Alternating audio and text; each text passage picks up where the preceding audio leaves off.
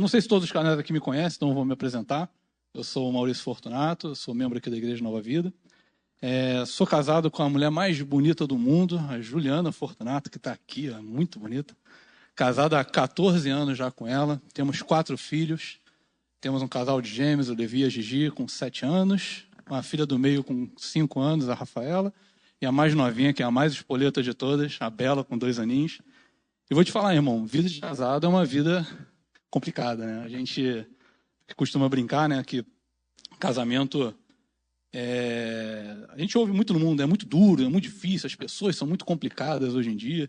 E não é mentira, é verdade. É difícil mesmo conviver com as pessoas que a gente escolhe para casar, porque somos de culturas muito diferentes, somos de criações muito diferentes. E às vezes a gente não sabe muito bem como lidar com essas coisas, mas a palavra de Deus nos ensina a lidar com essas coisas e é para isso que a gente está aqui, para aprender um pouco sobre como lidar, né, com as nossas dificuldades, com as dificuldades que a gente tem de relacionamento com o nosso parceiro, o que Deus tem para dizer para nós, para como lidarmos com isso. E eu vou te contar uma coisa, normalmente a gente vem no culto de casais já imaginando mais ou menos como é que vai ser, né? Os textos que são lidos são sempre os mesmos, as palavras normalmente a gente até estava conversando com o Venâncio essa semana, de que, parece que sempre deu os mesmos textos, parece que a gente sempre ouve as mesmas coisas. E eu falei para ele, falei assim, cara, mas tem um sentido nisso, né? Porque se a gente ouve a mesma coisa, a gente ouve muito a mesma coisa, mas dificilmente a gente também muda os nossos comportamentos, né? A gente conhece toda a verdade, conhece toda a palavra, mas continuamos cometendo os mesmos erros na nossa vida espiritual, na nossa vida com nossos cônjuges. A gente sabe como deve tratar eles, mas mesmo assim a gente trata de maneira errada, mesmo assim a gente continua praticando os mesmos erros. Eu acredito que a gente repete as mesmas mensagens muitas vezes porque a gente não aprende direito, né? A gente não consegue absorver aquilo que a gente ouve. E em Deuteronômio 7, não precisa abrir não, Deus está falando ali com Moisés a respeito, né, de passar para os filhos a prática das festas, as lembranças das leis. E ele usa uma palavra muito interessante, fala, você tem que inculcar isso na mente dos seus filhos. Por quê? O que é inculcar? É você aprender pela repetição. A gente às vezes esquece, a gente ouve a palavra, a gente ouve aquele texto e esquece. Passa 1 minuto, passa 1 semana, passa 2, e tudo aquilo que a gente aprendeu, que a gente achou maravilhoso no dia que ouviu, a gente esquece. Não pratica mais, a gente começa a cometer todos os mesmos erros de novo. Então vamos tentar fazer diferente hoje, né? A gente vai abrir a Bíblia num texto muito clássico sobre casamentos, que vai estar no livro de Efésios, mas a gente vai ler 2 perícopes em Efésios. A primeira vai ser Efésios 4, do 17 ao 32, carta de Paulo aos Efésios, capítulo 4, 17 ao 32, e depois a gente vai continuar no capítulo 5, do versículo 21 ao 33, que também é um dos textos mais batidos que a gente ouve. Foi um texto que foi lido no meu casamento. Então, vamos ver o que Deus tem para falar conosco nessa noite. Então, vamos começar com Efésios 4, no capítulo 4, versículo 17, diz assim a palavra de Deus. Isto, portanto, digo, e no Senhor testifico, não vivam mais como gentios, que vivem na vaidade, nos seus próprios pensamentos, tendo seu entendimento obscurecido, separados da vida que Deus concede, por causa da ignorância em que vivem, pela dureza do seu coração. Tendo se tornado insensíveis, eles se entregam à libertinagem para, de forma desenfreada, cometer todo tipo de impureza. Mas não foi assim que vocês aprenderam de Cristo. Se é que, de fato, ouviram falar dele e nele foram instruídos, segundo é verdade em Jesus. Quanto à maneira antiga de viver, vocês foram instruídos a deixar de lado a velha natureza, que se corrompe segundo os desejos enganosos, a se deixar renovar no espírito do entendimento de vocês e se revestir da nova natureza, criada segundo Deus em justiça e retidão, procedentes da verdade. Por isso, deixando a mentira, que cada um fale a verdade com seu próximo, porque somos membros do mesmo corpo. Fiquem irados, mas não pequem. Não deixem que o sol se ponha sobre a ira de vocês. Não deem lugar ao diabo. Aquele que rouba, não roube mais. Pelo contrário, trabalhe, fazendo com as próprias mãos o que é bom, para que tenha o que repartir com o necessitado. Não saia da boca de vocês nenhuma palavra suja, mas unicamente a que for para boa edificação, conforme a necessidade, e assim transmita graça aos que ouvem. E não entristeçam o Espírito de Deus, o Espírito Santo de Deus, no qual vocês foram selados, para o dia da redenção. Que não haja no meio de vocês qualquer amargura, indignação, ira, gritaria, blasfêmia, bem como qualquer maldade. Pelo contrário, sejam bondosos e compassivos um para com os outros, perdoando uns aos outros, como também Deus em Cristo perdoou vocês. E agora no capítulo 5, no versículo 21 ao 23. Sujeitem-se uns aos outros no temor de Cristo. Esposas, que cada uma de vocês se sujeite a seu próprio marido, como ao Senhor. Porque o marido é o cabeça da esposa, como também Cristo é o cabeça da igreja, sendo ele próprio o salvador do corpo. Como, porém, a igreja está sujeita a Cristo, assim também a esposa se sujeite em tudo ao seu próprio marido. Maridos, que cada um de vocês ame a sua esposa, como também Cristo amou a igreja e se entregou por ela, para que a santificasse, tendo-a purificado por meio da lavagem de água pela palavra, para apresentar a si mesmo como igreja gloriosa, sem mancha, sem ruga, nem coisa semelhante, porém santa e sem defeito. Assim também o marido deve amar a sua esposa, como ama o próprio corpo. Quem ama a esposa, ama a si mesmo. Porque ninguém jamais odiou o próprio corpo. Ao contrário, alimenta e cuida dele, como também Cristo faz com a igreja. Porque somos membros do corpo. Eis que o homem deixará o seu pai e a sua mãe, e se unirá à sua esposa, tornando-se dois, em uma só carne. Grande é este mistério. Mas eu me refiro a Cristo e à igreja. No entanto, também, quanto a vocês, que cada um ame a sua própria esposa, como a si mesmo, e que a esposa respeite o seu marido. Vamos orar. Senhor Deus e Pai, graças te damos, Senhor, por mais um dia, mais uma vez que o Senhor nos permitiu estarmos aqui na sua palavra, na sua casa, para ouvir a sua palavra, Senhor. Então use a sua palavra para falar aos nossos corações.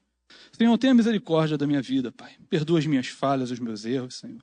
Toma a minha vida nas tuas mãos nesse momento, Pai, que não seja eu a falar, mas o teu Santo Espírito, Senhor. E que essa palavra possa tocar tanto ao meu coração, quanto ao coração de cada irmão aqui, Senhor. Que hoje seja diferente, Pai. Que nós saímos daqui realmente transformados pela sua palavra.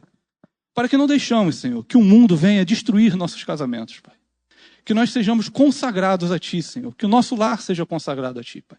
Porque estamos aqui para buscar, Senhor, a Tua direção, aquilo que nós devemos fazer, Pai. Para que o nosso casamento seja feliz, lindo, Pai. Que a nossa família cresça e seja vitoriosa, Senhor, debaixo da Tua graça e do Teu poder e da Tua misericórdia. Muito obrigado, Senhor, pela presença de todos aqui. E, Senhor, fala conosco agora nessa noite, Pai. Fala aos nossos corações, é o que eu te peço. No nome santo de Jesus. Amém. Podem sentar, irmãos.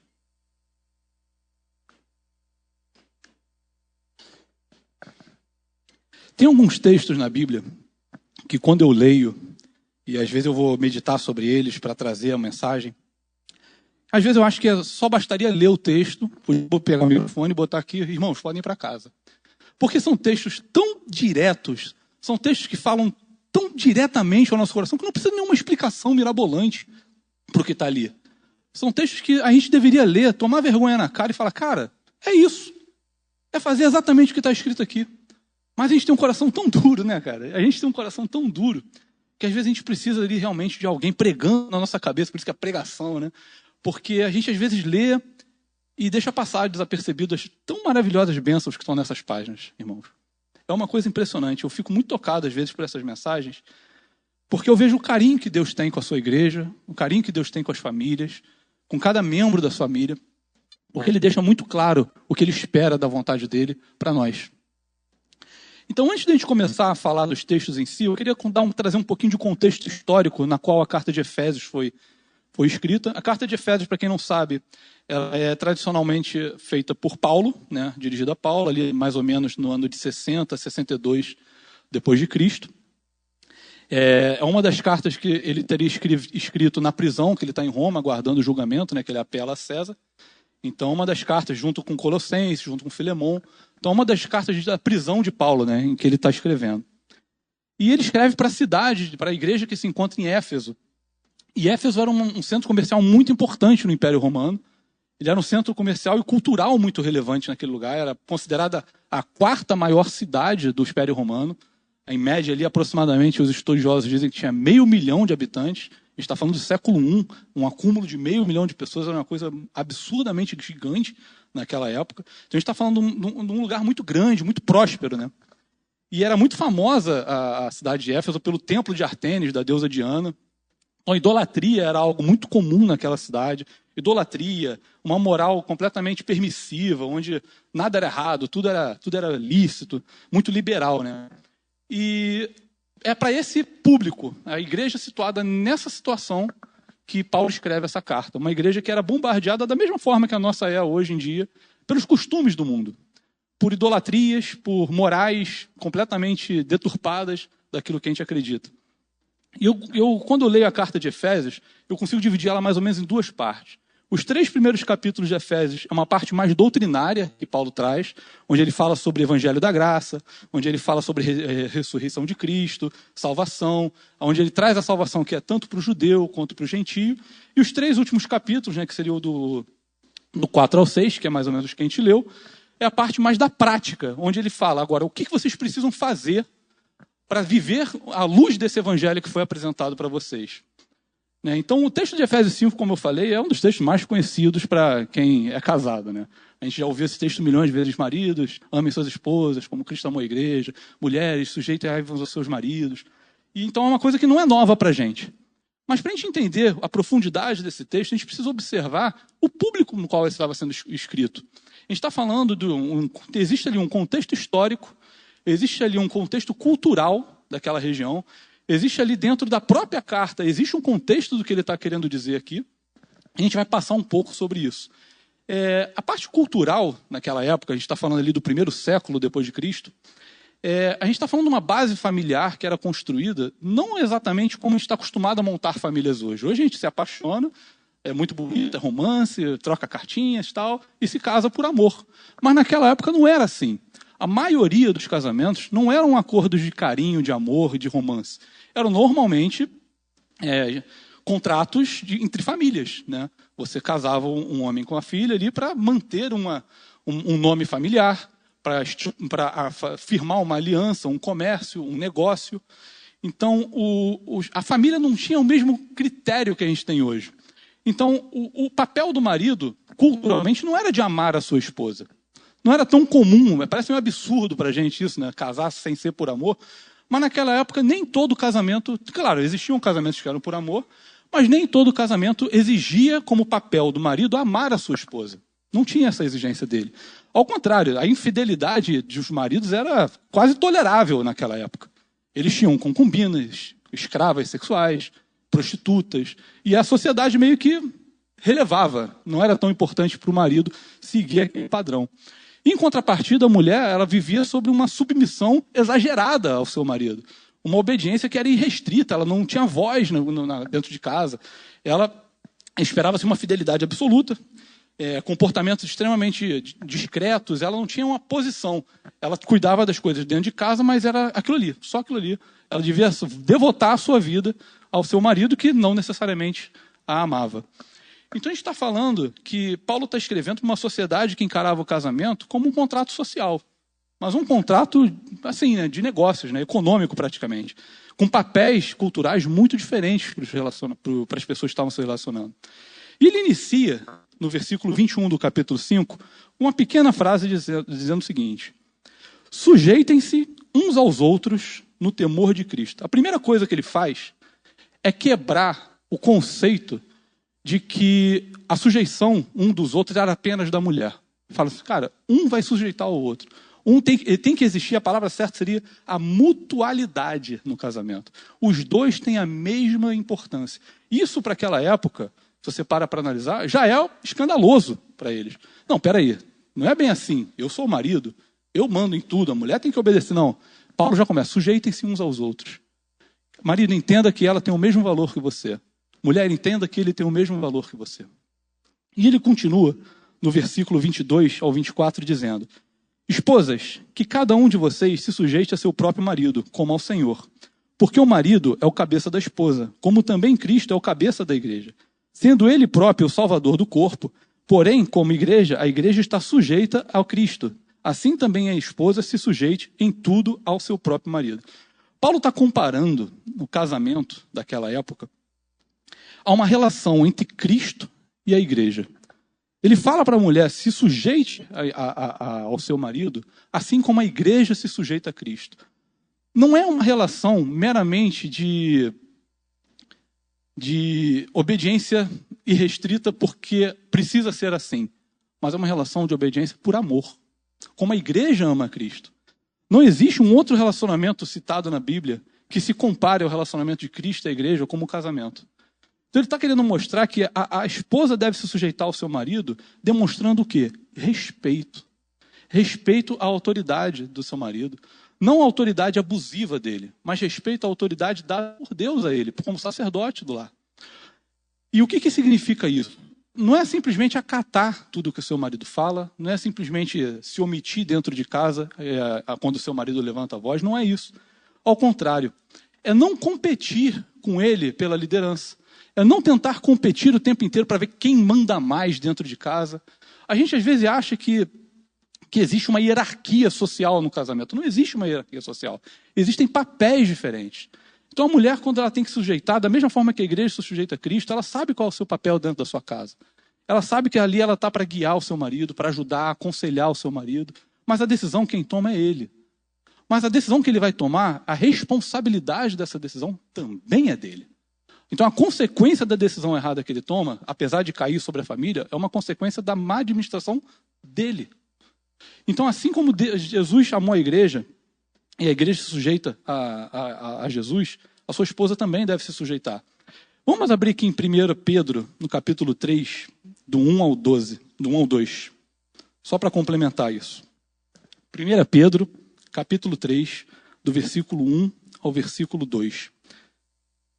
Igualmente vocês, esposas, estejam sujeitas a cada um ao seu próprio marido, para que se ele ainda não obedece à palavra, seja ganho sem palavra alguma, por meio da conduta de sua esposa, ao observar o comportamento honesto e cheio de temor que vocês têm. Olha como isso é maravilhoso. Ganhar o marido sem nem abrir a boca. Não que a mulher não possa falar, irmão, não é isso. Mas é o comportamento, a reação, a forma de reagir à adversidade muda completamente quem vai ganhar o argumento. A forma que você, esposa, reage ao seu marido quando vocês estão discutindo de alguma forma, pode amansar ou piorar o comportamento dele. É claro que a gente está falando aqui, gente, para pessoas que compartilham da mesma fé. A gente não está dizendo aqui que não existam maridos que sejam abusivos, maridos que não agridem as suas mulheres. Para esse tipo, é cadeia, irmão. Não é, não, eu tenho que aguentar porque Jesus falou que eu preciso me sujeitar ao meu. Não, se o marido bate na esposa, se ele é agressivo, é cadeia, denuncia, é isso. Tá, irmão? Então não tenta confundir as coisas. A gente está falando de uma forma de lidar com as dificuldades. A agressividade constante e críticas demasiadas que normalmente as esposas fazem, eu tenho aqui, valeu, aos seus maridos, destroem muitas vezes os relacionamentos. Às vezes, a forma que a gente lida com as coisas, os gritarias que a gente tem dentro de casa, a forma que é agressiva que a mulher tem em criticar o seu marido, isso muda realmente, a gente muda às vezes os focos da resolução do problema para um combate pessoal. Mas não se engane achando que isso é uma coisa só da mulher, não, irmão. Isso serve para você também, marido. Você não pode ser agressivo com a sua esposa. Tudo isso, como a gente falou, está baseado no primeiro versículo que a gente leu. Mutualidade. Sujeitai-vos uns aos outros.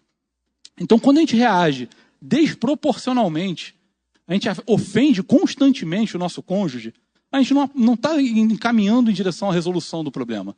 A gente está encaminhando apenas a mais problema, mais discussão, mais briga.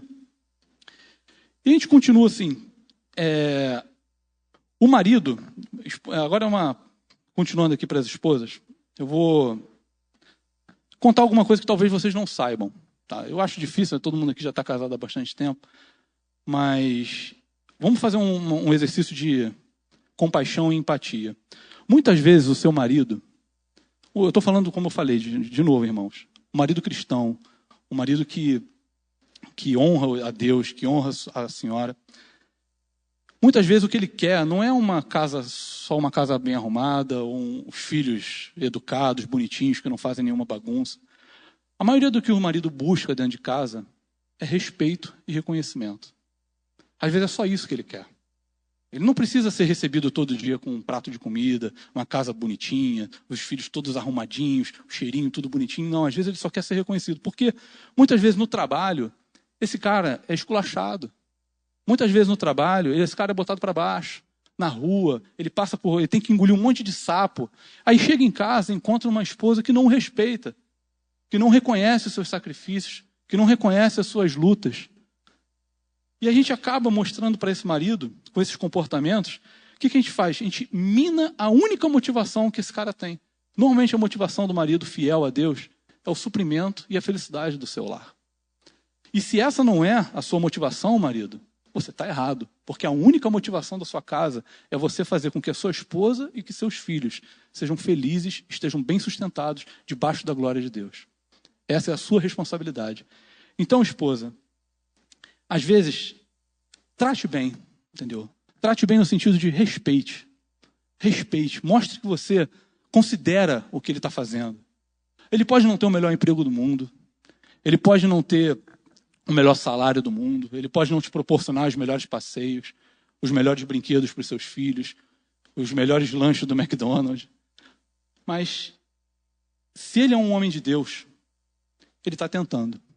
E se você mina essa motivação dele, ele não vai a lugar nenhum. Amém? E a gente continua aqui, no versículo 25 ao 30. Não vamos ficar só nas esposas, né, irmãos? Porque tem muita coisa para falar para os maridos também. Do 25 ao 30 diz o seguinte, lá no Efésios 5. Maridos, que cada um de vocês ame a sua esposa, como Cristo também amou a igreja e se entregou por ela, para que santifique, tendo-a purificado por meio da lavagem de água pela palavra, para apresentar a si mesmo como igreja gloriosa, sem mancha, sem ruga, nem coisa semelhante, porém santa e sem defeito. Assim também o marido deve amar a sua esposa, como ama o próprio corpo. Quem ama a sua esposa, ama a si mesmo, porque ninguém jamais odiou o próprio corpo. Ao contrário, alimenta e cuida dele, como também Cristo faz com a igreja, porque somos membros do seu corpo. Irmãos, agora é para vocês, homens, para nós, homens. O amor que a gente tem que ter pela nossa esposa não é meramente um amor romântico ou sexual, de desejos ardentes pela nossa esposa. Não é entregar uma flor e falar, como você está bonita hoje. O amor que ele fala aqui é o amor que Cristo tem pela igreja. Você consegue sentir o peso do que é isso? Não é um qualquer amor, irmão. Não é qualquer amor. Ele está te comparando ao próprio Cristo amando a igreja. O peso da responsabilidade desse amor é enorme e cabe a você e cabe a mim, homem, a ter esse amor pela sua esposa. Um amor que é sacrificial. Um amor que é sacrificial, irmão. Como Cristo amou e se entregou por ela. Nós temos que estar dispostos a tudo e temos que chamar essa responsabilidade para a gente. Nós, homens, temos que chamar essa responsabilidade. Estamos vivendo tempos em que os homens são bananas. Homens não chamam a responsabilidade. Não chamam a responsabilidade do sustento. Não chamam a responsabilidade da criação dos filhos. Homens não chamam a responsabilidade. Vivem à mercê das coisas que acontecem. Não são firmes nas decisões que tomam. Não amam suas esposas como Cristo amou a igreja. E é um peso, porque Deus está determinando isso para nós, não é para elas. Ele não tá, tu não vê o que o versículo dizendo? Mulheres amem seus maridos como Cristo amou a igreja. Não está escrito isso aqui, não. A mulher deve respeitar sim, deve amar, obviamente. Mas cabe a você, homem, a se sacrificar pela sua família. Qualquer coisa, sem limites, deve se sacrificar pela sua família. Fazer o que for possível e impossível. Para cuidar, para amar, investir na sua esposa. Investir nos seus filhos, se preciso for morrer por eles. Se preciso for morrer. E também deve reconhecer os sacrifícios que a sua esposa faz. Devemos reconhecer os sacrifícios que as nossas esposas fazem. Muitas vezes a gente não liga muito para as coisas que elas falam para a gente. Tem que comprar isso. A gente chega em casa, tem que comprar isso, tem que comprar aquilo, não sei o que, fiz isso. Mas a gente não pensa às vezes no dia dela, não pensa muitas vezes em se preocupar como é que foi o dia dela, o que ela enfrentou. A gente só está preocupado, o homem fica muito preocupado nas coisas que nós mesmos enfrentamos no nosso dia. Os leões que a gente teve que lutar, mas não se preocupa com o que a esposa passou no dia, não está disposto a conversar com ela, não está disposto a se comunicar com ela. Como que a gente quer ter um casamento divino, abençoado divinamente, se a gente não está disposto a ter esse tipo de relacionamento? Se a gente só pensa em sexo, em dinheiro, em prazeres, e a gente não pensa no que a minha esposa está sentindo, em como ela está se relacionando com a gente, o que ela tem para dizer para mim. Vamos voltar lá em Pedro, 1 Pedro, no capítulo 3, no versículo 7 agora.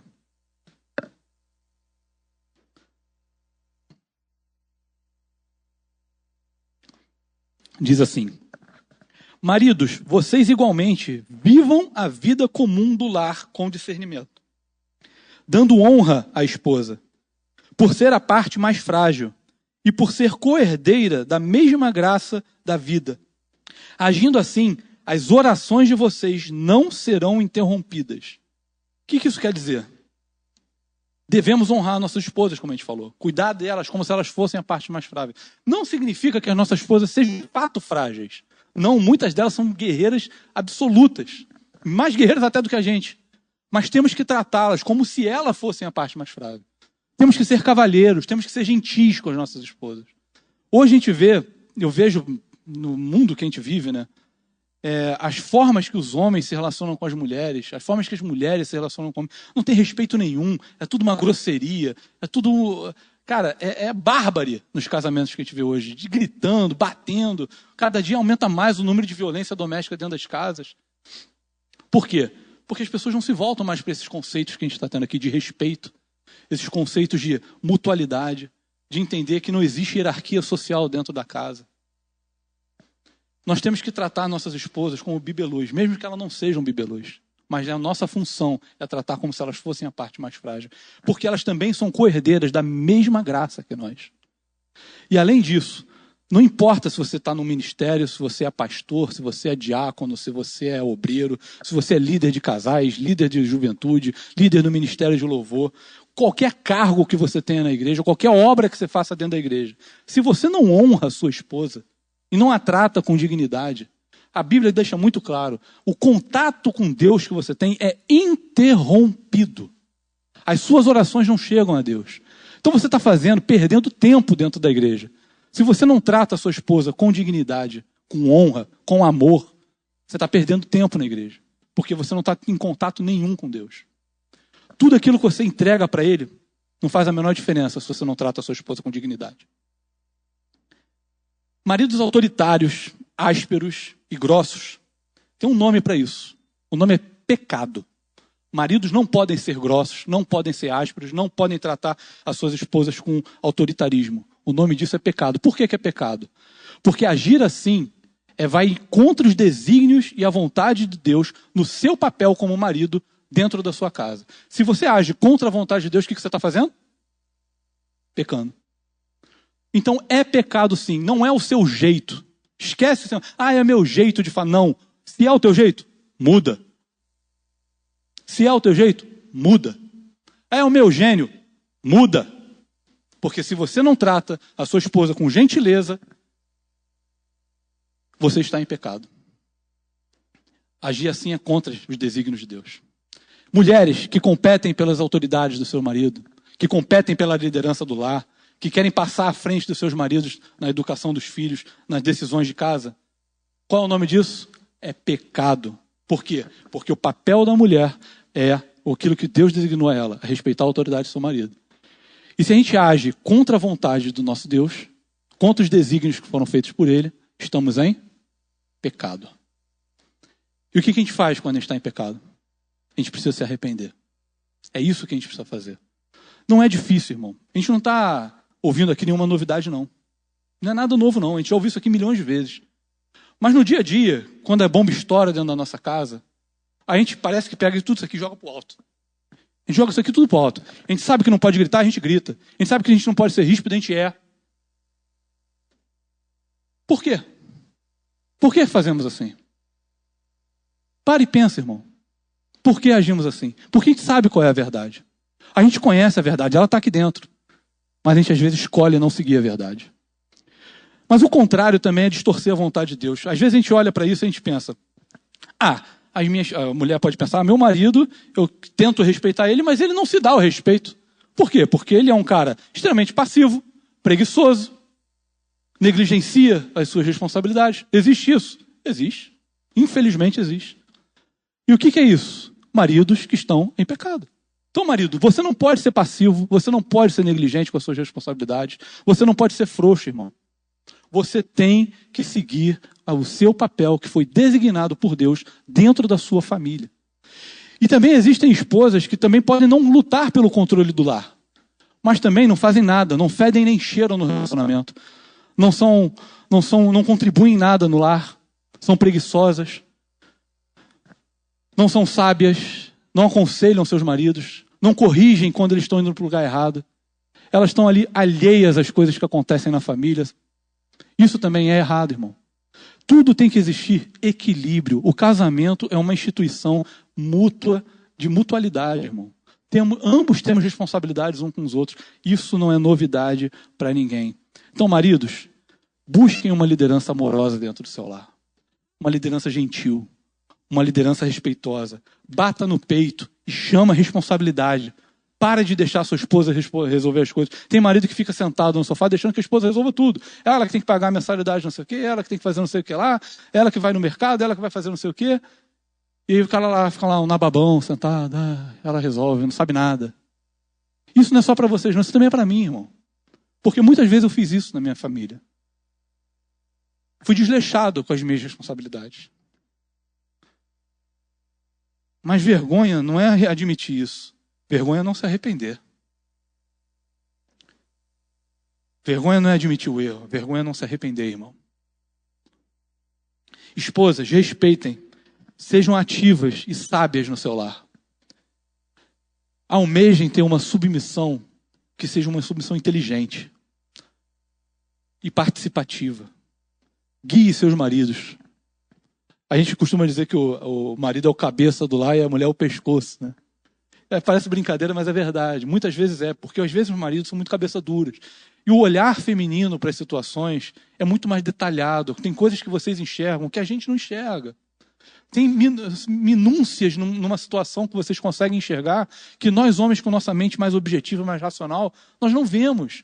E você chegando com aquele amor, com ternura e falando, não é bem assim, amor.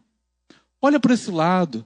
E você consegue direcionar o cabeça do lar, utilizando a sua habilidade. Mas se você chegar com críticas, asperezas, você só vai arrumar briga.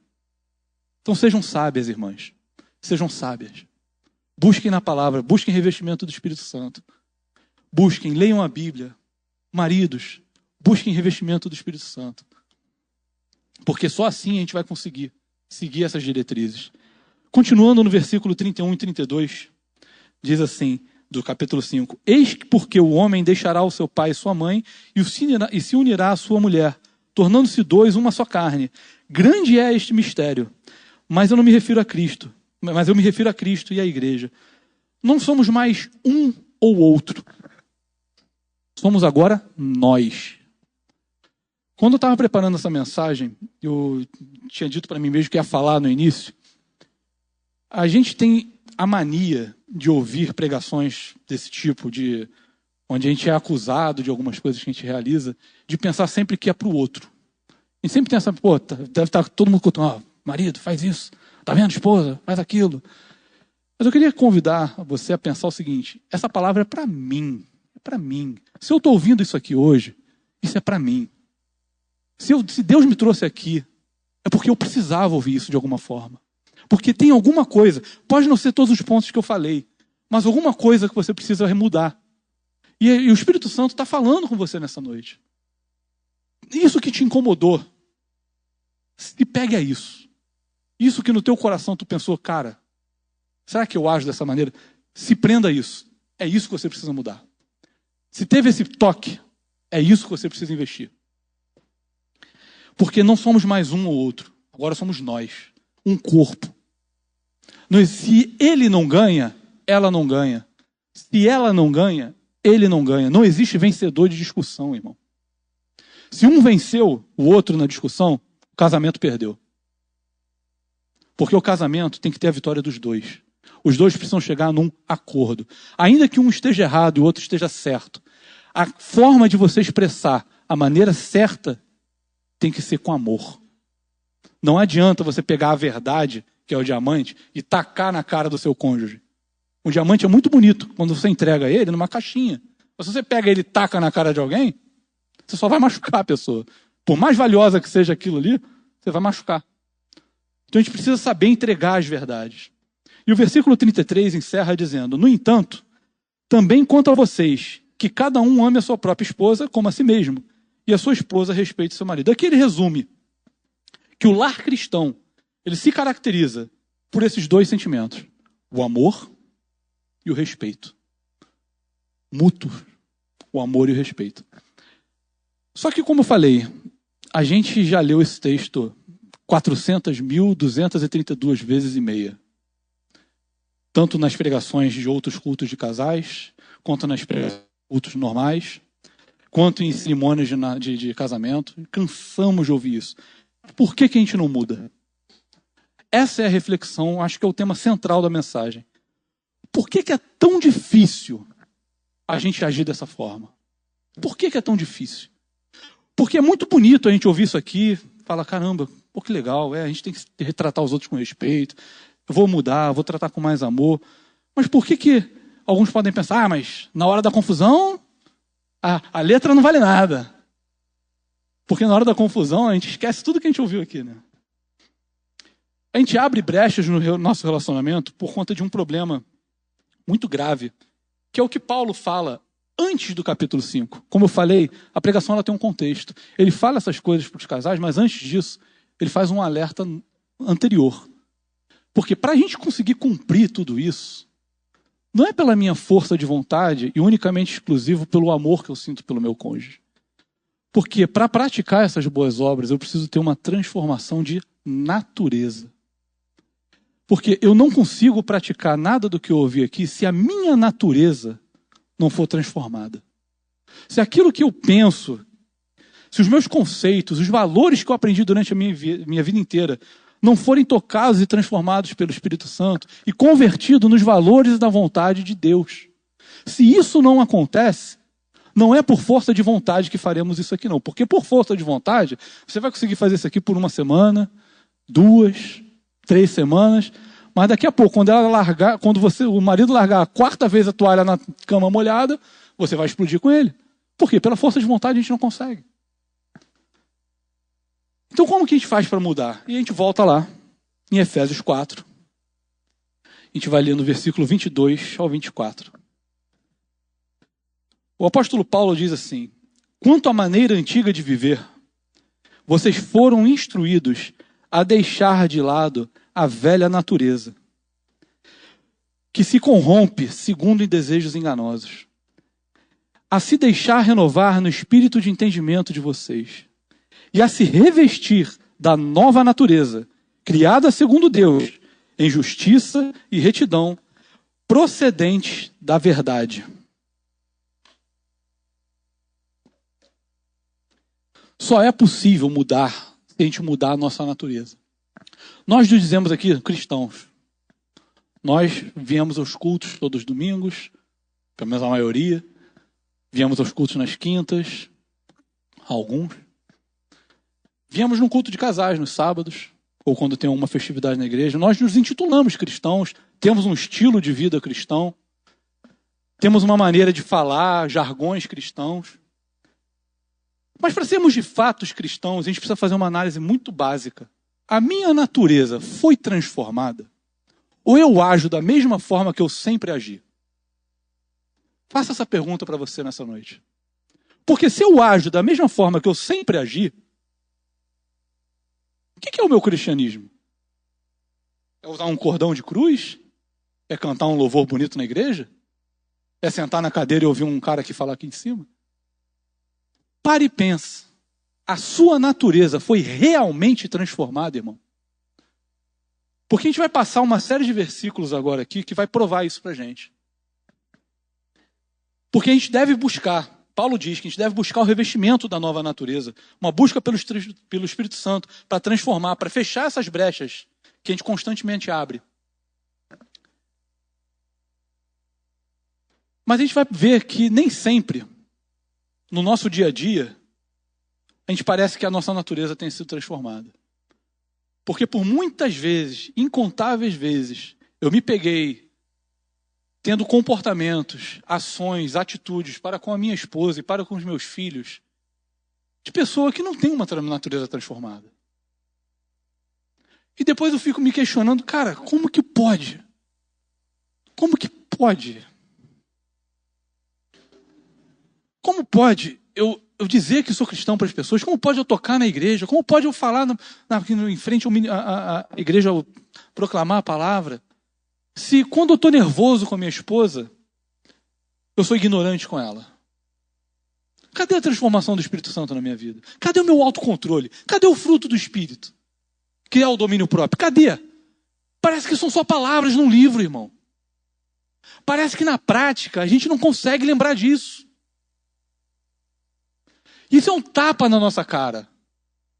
Porque a gente critica muitas pessoas do mundo, fala mal dos casamentos dos outros, fala mal dos relacionamentos dos outros, mas dentro da nossa casa agimos como se não fôssemos cristãos. Agimos como se não tivéssemos sido tocados pelo Espírito Santo. Por mais que aqui a gente chore, se alegre, se arrependa, ai meu Deus, me perdoa. Mas no dia a dia, estou lá eu de novo, fazendo as mesmas coisas. Vamos continuar no versículo 25. Paulo começa a fazer uma série de exortações contra a santidade, sobre a prática da vida do Evangelho. No 25, no capítulo 4, Paulo diz: por isso, deixando a mentira, que cada um fale a verdade com o seu próximo, porque somos membros do mesmo corpo. Primeira coisa que ele fala: mentira. A quebra da confiança. Eu acho que é um dos principais ruínas de qualquer relacionamento, não só de casais. A mentira. Hoje, eu vejo, cara, no meu trabalho é engraçado, porque a gente vai conversando com as pessoas que não professam a mesma fé que a gente, e eu vejo relacionamentos tão estranhos que não cabem dentro da bolha do que eu vivo, cara. Os caras não conseguem falar para suas esposas que querem ir jogar uma bola, jogar um futebol, porque não, minha esposa não vai falar, eu tenho que inventar mais tarde no trabalho. Não tem a senha do celular, os maridos não conhecem os saldos bancários das suas esposas. Não sabe quanto cada um ganha. Vivem ali uma vida de coisas escondidas o tempo inteiro. A gente fica ali naquela tensão. Será que vai descobrir? Será que não vai? Pô, se ela pegar meu celular, ela vai ver alguma coisa de um grupo que não pode ver. Ou se ele pegar minha conta bancária, vai ver que eu estou endividado, não sei o que lá, que eu gasto dinheiro todo. Irmão, se não existe confiança no relacionamento, se não existe confiança, cara, para que você casou? Se você não pode confiar plenamente na pessoa que está do teu lado, que você jurou amor à vida eterna, até que a morte se separe, cara, para que casou? Se você tem essa dificuldade de se comunicar com seu cônjuge nessa noite, reflita sobre isso. Se eu tenho dificuldade de falar para minha esposa que, eu quero sair com meus amigos um dia, e ela vai ficar chateadaça por causa disso, tem uma coisa errada aí, irmão. Se o seu marido vai te dar um esporro do caramba se você gastar alguma coisa, um vestido que você queria, cara, tem alguma coisa estranha. Vocês precisam melhorar esse comportamento. Nós precisamos nos comunicar melhor. Não pode existir mentiras no nosso meio. A quebra da confiança arruína o casamento. E continua. 26 e 27. Fiquem irados e não pequem.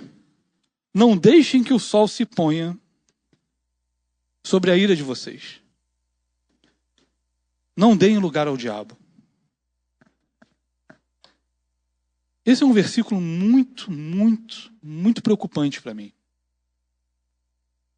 Porque fiquem irados e não pequem. Eu ser bem franco com vocês, irmãos. Eu acho isso muito difícil. Eu não sei como eu consigo entender o que Paulo fala aqui. Como que eu consigo ficar irado e não pecar, entendeu? É muito difícil. Só que o problema não é só isso. É a continuação. Não deixem que o sol se ponha sobre a ira de vocês. As piores brigas que eu já tive no meu relacionamento com a minha esposa, em que a gente às vezes fica sem se falar, às vezes passa 1, 2, 3 dias, tudo vira motivo de você a odiar ainda mais. Qualquer coisa. Toda vez que você não abre uma linha de comunicação para resolver um problema, aquele problema só aumenta. Porque tudo começa a te irritar mais. Às vezes vocês brigaram por qualquer que seja o motivo. Ficou um dia sem se falar. O sol dormiu sobre a ira. Acordou no dia seguinte. Se a cama estiver desarrumada, caraca, tá desarrumada a cama também. Pô, toda hora tá com a cama desarrumada. Ai, botou a toalha molhada ali em cima da casa. Caraca, toda hora. Ai, deixou a tampa da pasta de dente. Caramba, não aguento mais isso. Tudo vira motivo para piorar e elevar e exponenciar o problema. Por quê? Começou com um problema que vocês não trataram. Começou com uma ira que vocês não trataram. E aí você começa a se armar contra o seu cônjuge. E eu acho que um dos piores sentimentos que eu já tive é de viver armado, pensando o tempo inteiro o que eu vou responder se ela falar isso. Porque se ela vier falar isso, eu penso aqui, não, vou fazer assim, vou falar para ela, não, porque aquele dia você fez aquilo. E você começa a criar na sua cabeça planos e mais planos para debater discussões que vocês ainda nem tiveram. E você começa a criar discussões na sua mente. E você começa a criar problemas que ainda não existem. Tudo porque vocês não trataram um problema que já existe. Não se deixe o sol se pôr sobre a sua ira. A minha esposa, eu vou falar aqui, ó, não fica triste comigo não. Ela tem uma dificuldade de lidar com os problemas quando eles acontecem. Às vezes a gente tem uma discussão, eu falo, não quero falar sobre isso agora. Eu falo, não, mas a gente precisa tratar, porque na Bíblia diz que não pode deixar o sol se pôr sobre a sua ira. E a gente fica protelando, por quê? Não, porque eu estou nervoso, eu não quero falar sobre isso agora. Aposto que muitos, isso não é uma coisa particular minha, não. Aposto que muita gente aqui é a mesma coisa. Não quero falar porque eu estou de cabeça quente, é melhor não falar comigo agora. Porque senão vai ouvir pior. E a gente vai protelando a solução desses problemas, irmão. E vai acontecendo o que está no versículo 27. A gente vai dando lugar ao diabo. A gente brinca, a gente ri. Porque aqui agora parece que está todo mundo bem. Quase ninguém deve ter discutido vindo para cá. Mas toda vez que a gente não trata um problema, a gente dá um lugar ao diabo. Isso é muito forte, irmão. A gente não está dizendo que a gente vai ter um probleminha.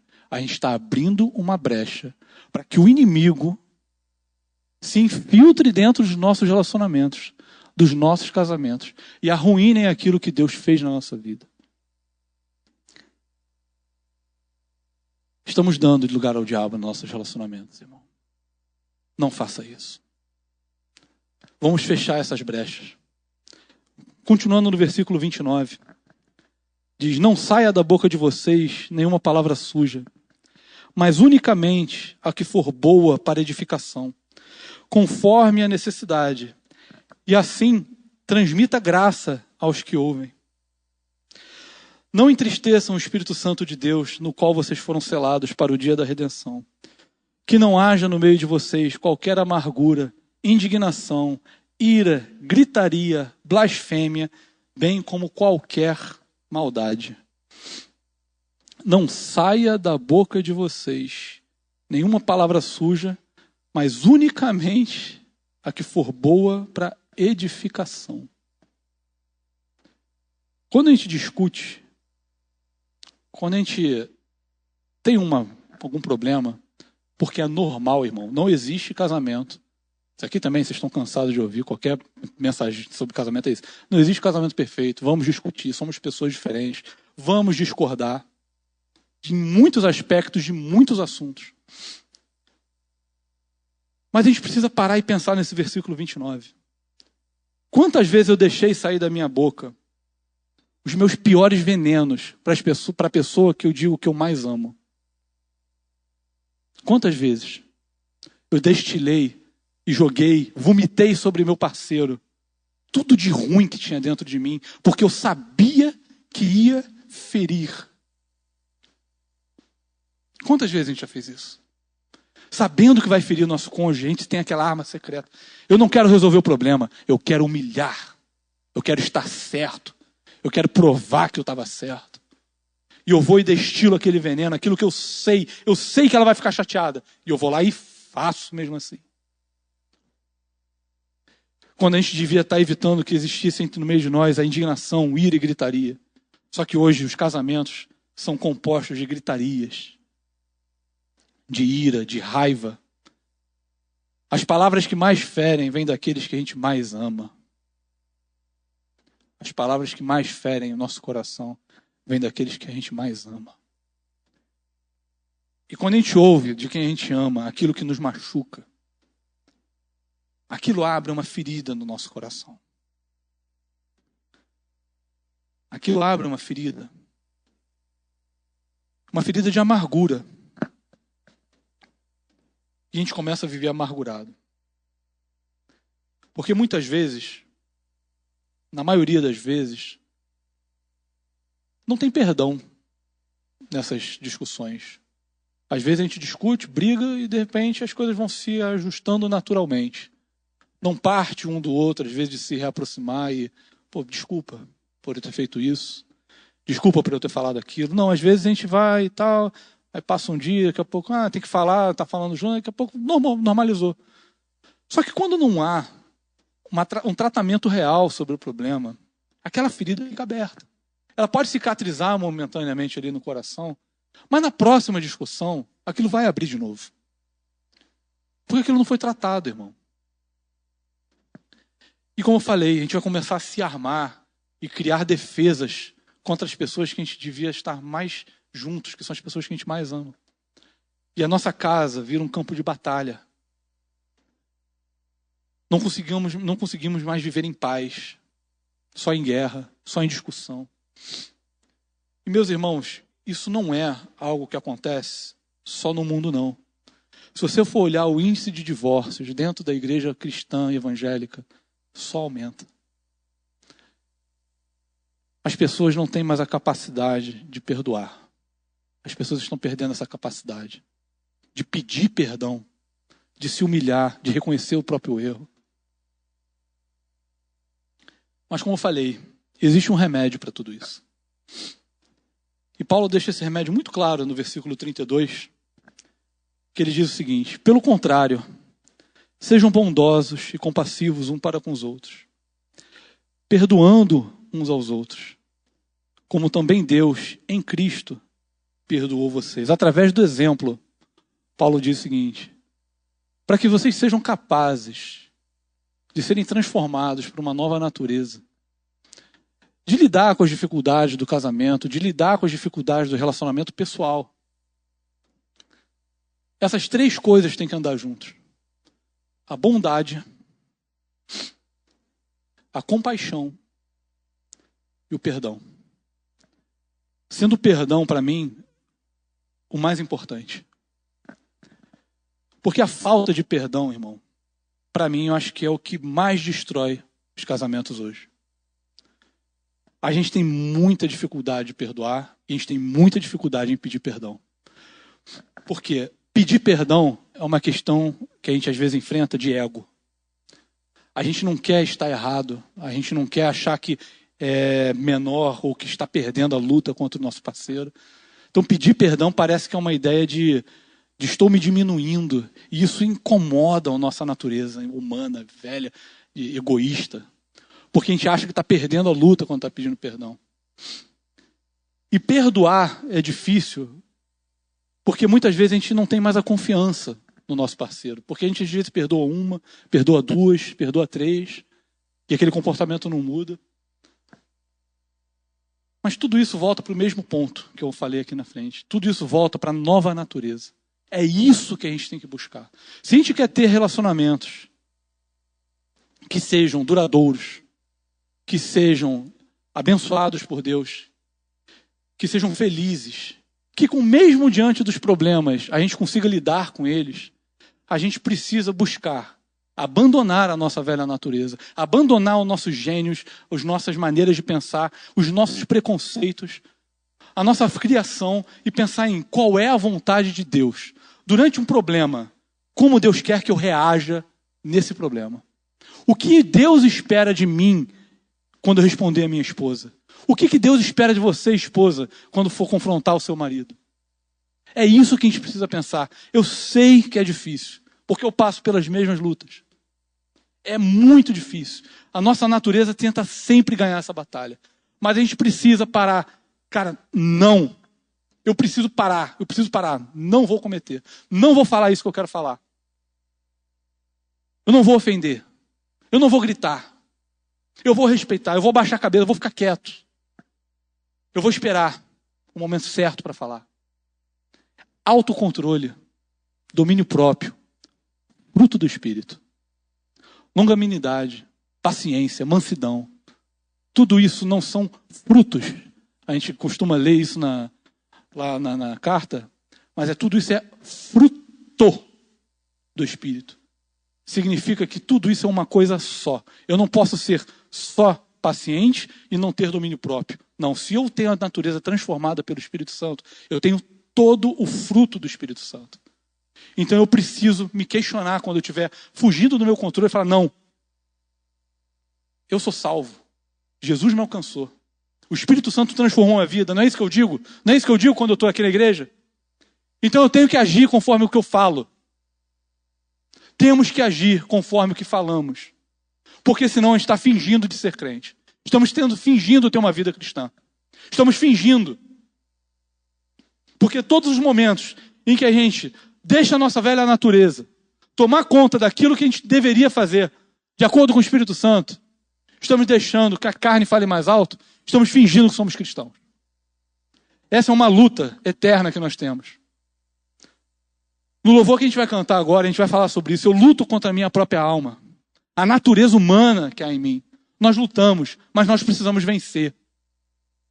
Nós precisamos vencer essa batalha. Só que para vencer, como é que a gente faz para vencer? É a busca pelo Espírito Santo. É a busca por Deus. É a busca da sua vontade. É o conhecimento da sua vontade. Para terminar, irmão, para concluir, o que mais falta hoje nos relacionamentos cristãos, além de tudo isso que a gente falou, do perdão, da bondade, da compaixão, é a busca de Deus em casal. Muitas vezes a gente usa de muleta o nosso próprio devocional individual. Eu li a Bíblia hoje, eu fui no culto. Mas quantas vezes você orou, buscou na Bíblia, orou, fez algum estudo com o seu cônjuge? Como que a gente quer que o Espírito Santo transforme o nosso casamento se não buscamos o Espírito Santo juntos? Mutualidade, irmão. A responsabilidade é de ambos. Então, irmão, eu queria deixar essa conclusão para vocês, para mim. Busquem ao Senhor juntos. O dia a dia é corrido. Eu tenho 4 filhos, eu sei como é que é. Trabalho, coisas de casa para fazer. O tempo é corrido, mas separa. Se não consegue fazer todo dia, separa um dia da semana. Sentem juntos. Abram a Bíblia. Orem um pelo outro. Façam isso juntos. E eu te garanto que a transformação vem. Vamos orar. Senhor Deus e Pai, graças te damos, Senhor,